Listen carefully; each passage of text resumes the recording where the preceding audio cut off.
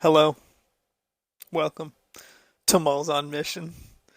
That felt a little more cinematic than we normally go It for. was also a little monotone, like you're not excited people are Should I do it here. again? Try Okay. harder. Hello, welcome to Malls on Mission. I'm Philip. I can't match that energy. I'm Anna. Okay, and well, here we go.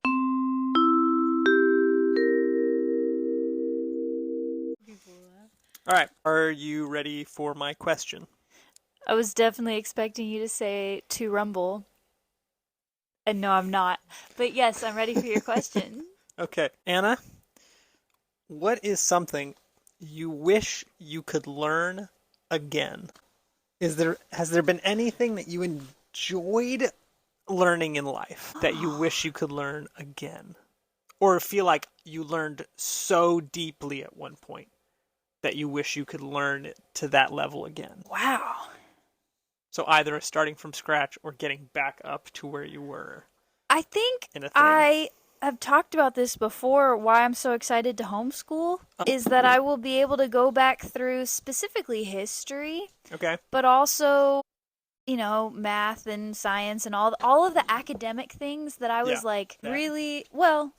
I was that was my life, you were really as good a at. child. Hmm. That's what you do. That's your job. And I feel like I have forgotten most of the history and Academic-y stuff. the academic-y stuff that I don't use on a regular basis, specifically like that kind of knowledge-based stuff. I mean, I'd love to go back and relearn chemistry and Ooh, I do not um want to go back and relearn I I history. did enjoy, well, specifically I liked balancing equations. Okay.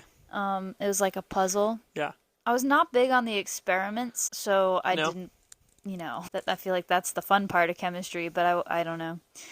They just didn't seem to work the way we Hmm. wanted them to. Yeah, I would like to go back and relearn all that I've forgotten in High school and middle school and all of it. Elementary school, all the I had all these schools. poems menestrized, Ministrat. memorized. I think I would. I think I will enjoy Learning all that again. learning all that again. Nice. Yeah, Okay. Cool. Cool. I was that So going back academic. to So, school. You want to go back to school? but as an adult, learning child level things. Okay. Like Yeah. make it easy. Put Yeah. me in. Put me in the Put me in driver's the seat. beginners Yeah. class. And you start at preschool, Yeah. especially with like the maths and stuff. I need to start back at the very basics. You know what I And then I'll need? learn the connections. Like, how did decimals and fractions connect? I didn't understand Yeah. that. I just knew that they did. But now I'm going to have to teach it, so I'll have to understand it better. At least this is my hope, assuming we can homeschool overseas. I need to go back and relearn how to handwrite. My handwriting is so poor. I probably need those classes again. Those like you have the paper and you're just tracing the lines, you know? Yeah, Like I feel like I need one of those. there Except are I a still few start at the half my wrong letters at the wrong spot. spot. So It's legible. It's not pretty, but it's it is legible. legible. That's better than some can say. That's fair. If I could learn something again, I really enjoyed the process of learning how to fly an airplane. I knew you were gonna say it. I would probably pick like back to no experience, get in as a, fresh private pilot student and learn how to control an airplane. That is very cool. I got distracted halfway through because I burst into the microphone. It was I don't an think I don't accident. think it came out. It didn't. My mouth was closed, but Yeah. my microphone was right up to my Oh lips. man. Sorry, y'all. I have better manners If most you of guys the heard time. it, that was just for you. And it doesn't let those out very often, so it was just for you guys. All right, yep. That's our question section, I think. Yep. Okay. So now we'll move on to the update section. Section.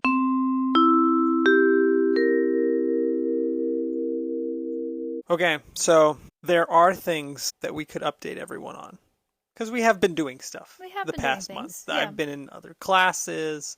You've had more progress on getting your license transferred over. But I wanted to take a small detour this month away from the regular updates of the things we've been doing, and I have a topic that I would like for us to discuss.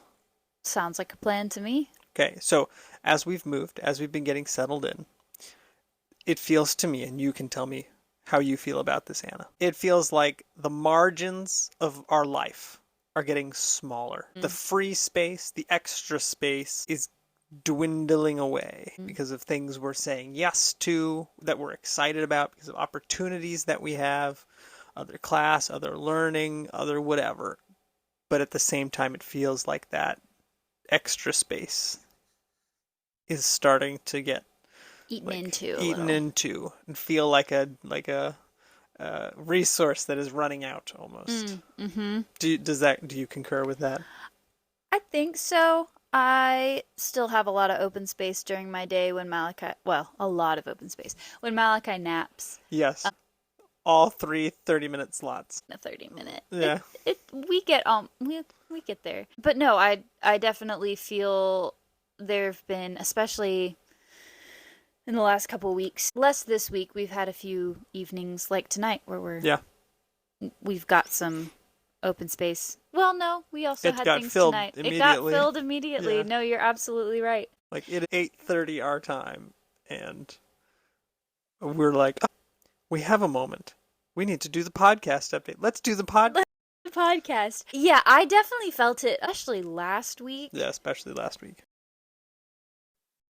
And yeah, and then half of the week prior, there was all of my spare time was definitely poured into the things that I had said yes to. Yeah.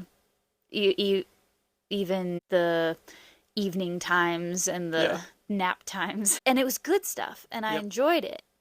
But no, I definitely felt like it was what I had said yes to definitely highlighted what I was then having to say no to, which for me was nap time. I did not get a nap for 2 weeks straight, and that's how I've been functioning, is I take a nap in the afternoons. So we're still in the single child parenthood. Yep. Learning the new rhythms of being parents. Yeah, Malachi's not quite sleeping through the night yet. But all of that long and drawn out explanation to say, yes, I do concur. Things do feel like they are building and stacking into our schedule. Why do you think life tends toward getting busy? Because we want to say yes to things. We want to we were made to do things. We weren't made to just sit all the time. I think there's a reason God mandated a rest day. It's just the nature of life to pick up momentum, and it's easier to say yes to everything instead of picking and choosing what you say yes to. Yeah. It's just the path of least resistance. That's my theory. Okay. Yeah. No, I think that's pretty good. I mean, looking back to Genesis, like, man was made to continue to work the garden. So all the way back from the beginning, we were working, and then God had the seventh day of rest, and work was good. Yeah, and there's lots of good things to say yes to. I think additionally, and maybe this is something that affects a lot of people with vocational positions, like vocational ministry type positions, be that a pastor or someone who works in a church or someone who's a missionary, like a step into that line of work. And this is not just that. I mean, I feel like there's not a parent that I have talked to who does not express, wow, life is so busy and jam-packed with kids going here and kids going there. Kids is another big function of it, but it's like, I mean, one, with the kids have things they need to do, and you have to be there helping them do it at first in every stage. And supervise or chauffeur. Or just, chauffeur and taking them places. And in vocational, it's like, you have a skill. We need your skill at this organization because we don't have anyone else who can do it. So everyone ends up wearing multiple hats. And at least where we are, it's a great opportunity. We have an incredible group of peers that are around us who really like hanging out together. And are like, yeah, let's go do this evening. Let's go do that this evening, And I could have a thing to do with them that is regular every single evening of the week, I think. And that's just opportunity with people that I really enjoy being around. So it's like, why would I want to say yes to that? Right. Because it's people that I like, you know? And yeah, I see a lot of them in kind of the work and training environment. But what are they like in just the casual social environment? You know, I want to get to know them too. And Yeah. yeah, so there's good things that we want to know or experience, or that we feel like we have an ability to step in and provide, or that somebody just needs from us. Like there's all those factors that tend toward us saying yes and us having things to do. Is it a good thing, do you think, to be busy, to have things going on all the time? I don't think it's sustainable to go without a break because we were not designed that way. I also don't think it's healthy to just do and do and do without much thought to what you're saying yes to and what you're saying when it's passive or reactionary, as opposed to intentional, prayed through, thought through choices. You're making the choice either way, but when it's a reactionary choice, you kind of can get bowled over, and then you don't have a grip on your life that you would if you know what you were saying yes to and why, and what you were saying no to and why. Yeah. I think it's very healthy to have that control, that it's a form of self-control, that busy without thought can be very detrimental to your soul and to your energy levels and your health and your overall well-being. But I think it also just comes down to that principle of Sabbath, that it's not a sit on your backside all day, one day a week, but it's choosing to not be busy one day a week. That principle was put into the system that God designed from day 7. Yep.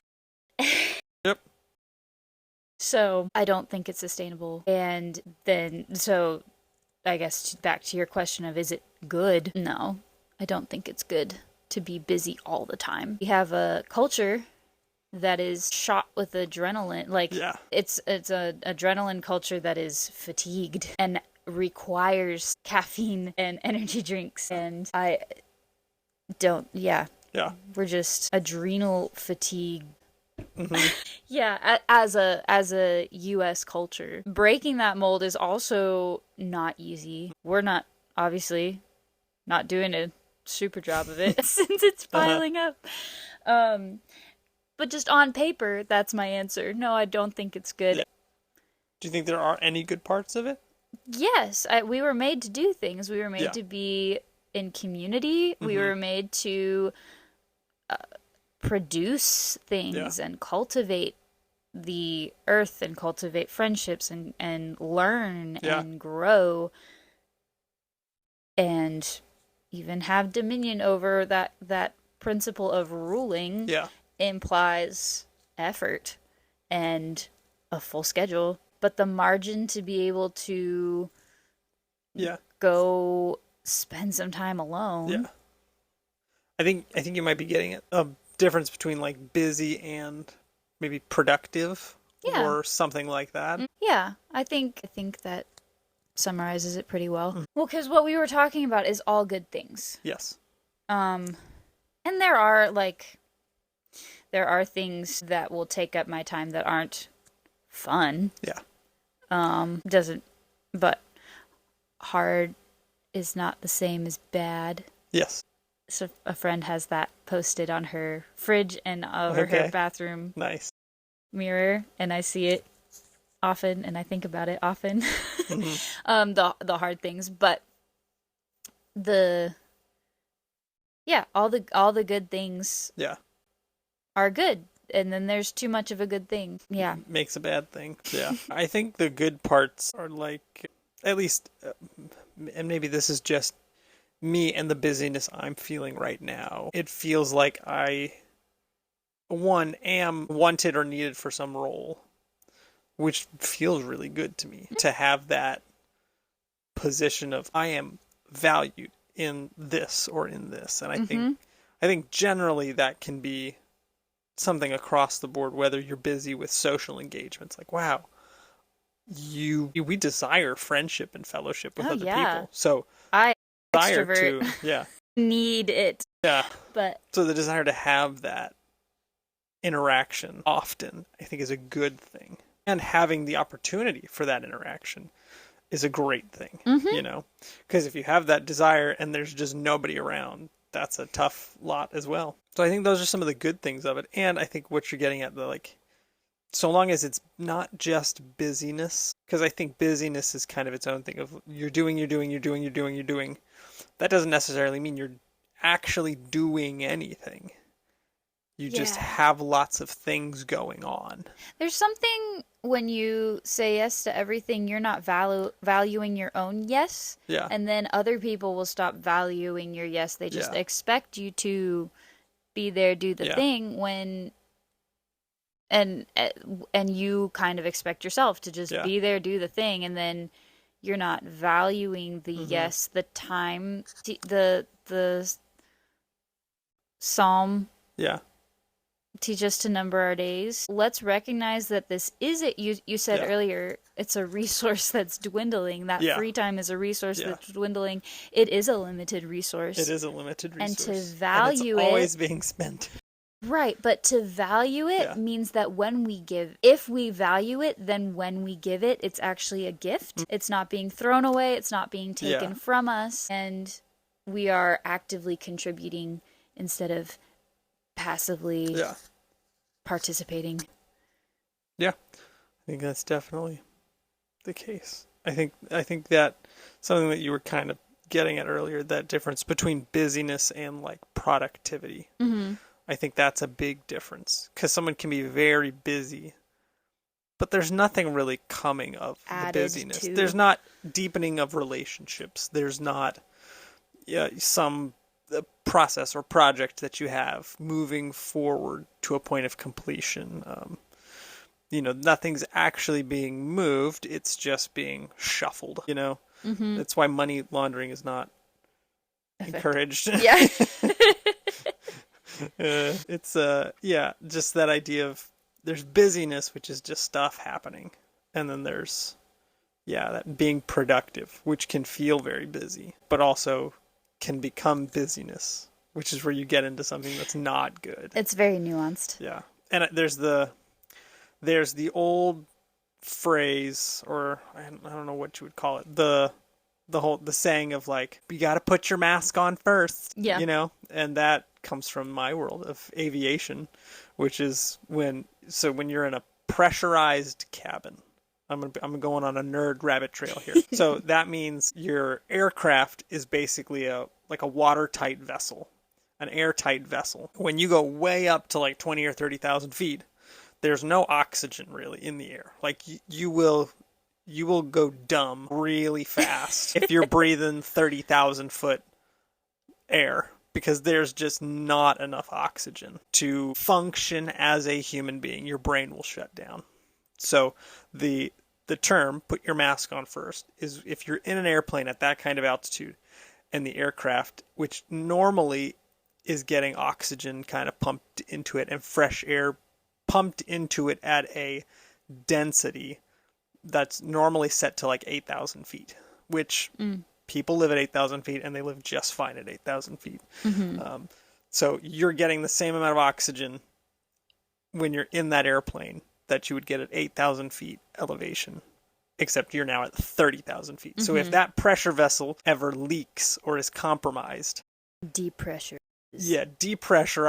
and now there's no oxygen in the air you're trying to breathe. So the idea of put your mask on first is you've got it's an incredibly short amount of time. Like, we're talking like 30 seconds or less, where if you do not have your mask on, you are going to be worthless because your brain will not function. And there's a great video by a channel called Smarter Every Day where he's in It's called a hypobaric chamber. When you say channel, you're talking YouTube. Yes, thank you for that clarification. A YouTube channel called Smarter Every Day, and he goes into a hypobaric chamber, which is where they suck out all the oxygen.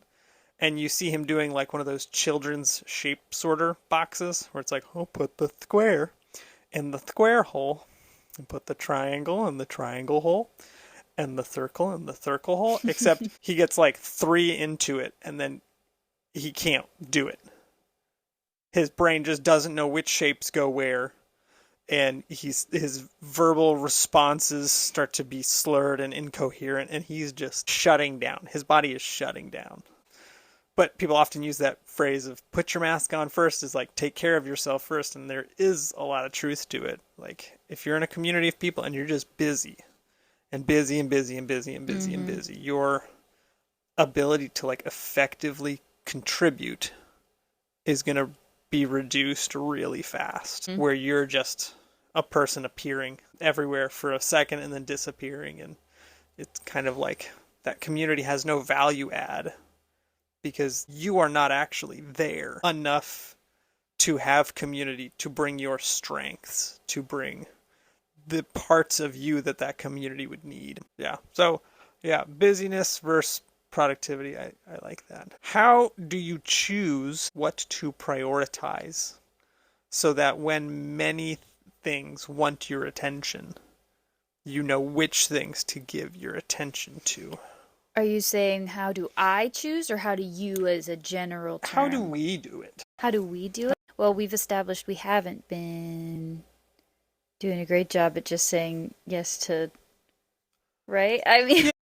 We are feeling the squeeze right now. Right, but we've been having a number of conversations of like, what do we as a family need as far as time together? How many evenings a week do we need to set aside? Well, yeah, I think that's how we decide what... Let me hear the question one more time just to make sure I'm not... How do you choose what to prioritize when so many things want your attention?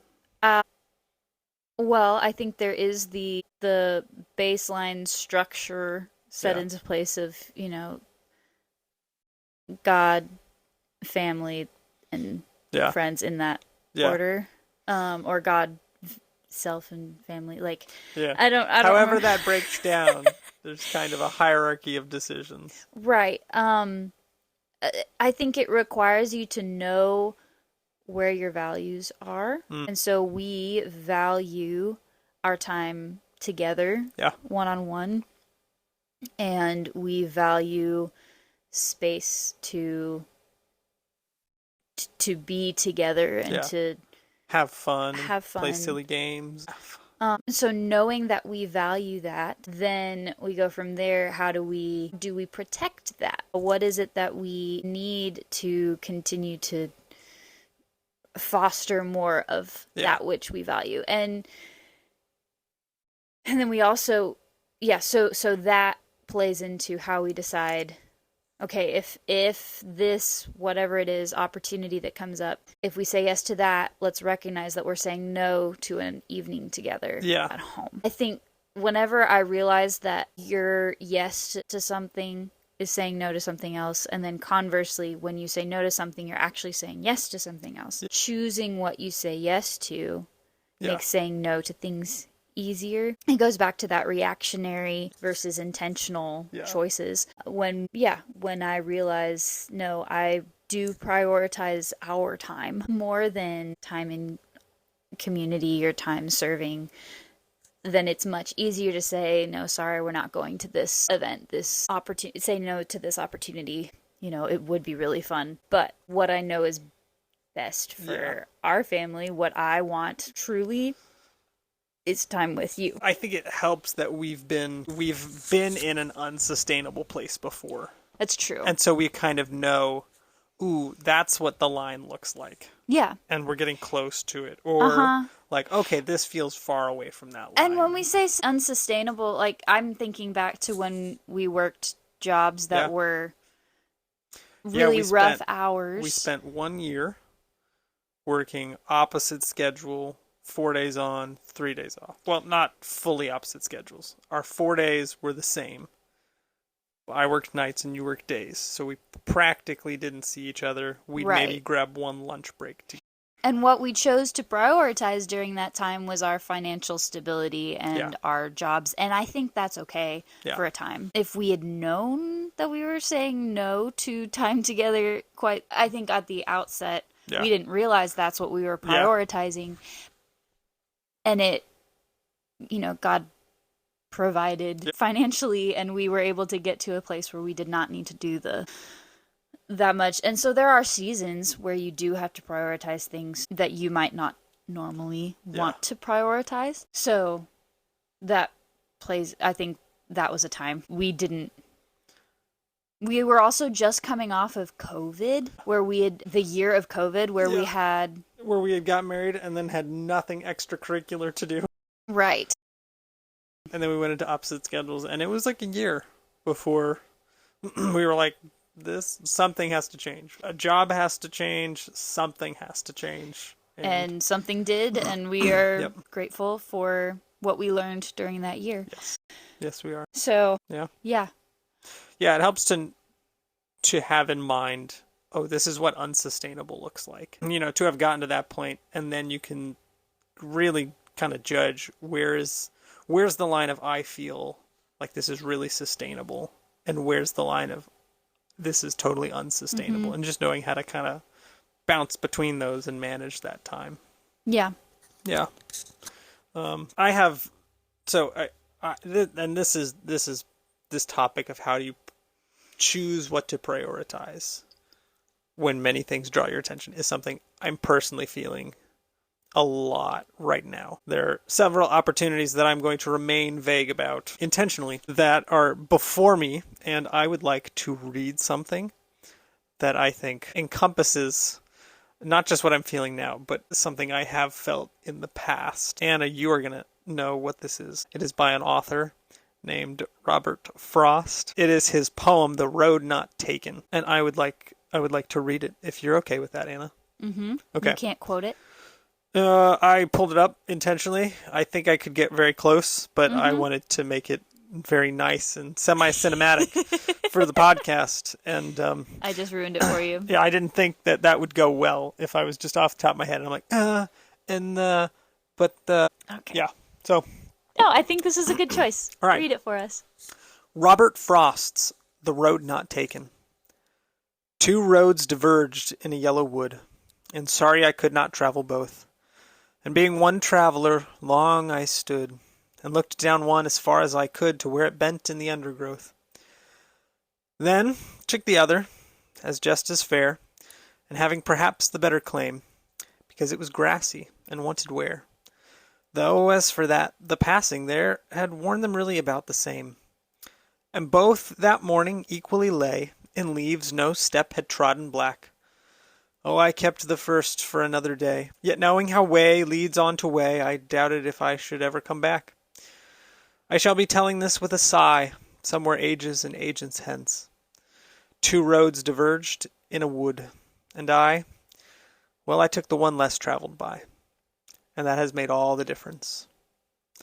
I really like that poem. It depicts a man looking down 2 roads, saying, which one do I choose? I know that I'll never come back to this. Whichever one of these I choose is the one I'm going to be with for the rest of my life. And just because of how life works, I don't have the time, I don't have the energy, I don't have the ability to explore both of these roads as far as I want to explore them. And that is a thing that I feel like contributes the most to my tendency for busyness, is just a curiosity, a desire to learn, a desire to know about so many things. I have like too many interests and not enough actual time and energy in life to explore the interests that I have. And yeah, I'm feeling like there's going to be a decision I'm going to be making fairly soon. That's one of those road diverge kind of things. And it's tough looking down both. Like, I see so many interesting things down that road. Oh, but if I look down the other one, I see so many interesting things down that one too. Like, I can't have both of them. And there's a part of me that's sad that I can't have both of them. Yeah. And I think my desire to avoid that sadness can lead me to a busyness. Either because I don't want to think about it, so I just want to fill my time and not think about that I won't be able to experience all of it. Or just my, like, no, I will experience both. I don't care what they say, you know? Hmm. Yeah, I think that is why my last question, which I think I already answered for myself, but I'll ask you, Anna. Why do you think we feel anxiety about the many things we could do? That is, yeah, a really deep question. I mean, my first response is FOMO. Like, Yeah, we don't want to miss out. We yeah. would love to have it all. We also don't want to choose the wrong thing and be disappointed. Yep. I have for so long lived in fear of regret in a very, and it's played out in a very weird way. You'd think like, Yeah. oh, you know, YOLO, let's just live hard. That, no, I was so afraid I was going to regret a choice or a failure Yeah. that was going to live with me forever. So I have been very careful in Yeah. so many things and avoided things so I didn't regret it. So I think there's a lot of that at least for me plays into the anxiousness of there's so many things I could do. How do you know what is best? What another thing for me is the shoulds. When I come at life thinking there is one way and one way only, and Yeah. I need to be told that way or figure that way out, but I don't Yeah. get as much of a say. Like I would, you tell me a lot. This isn't life, isn't Dance Dance Revolution. Yeah.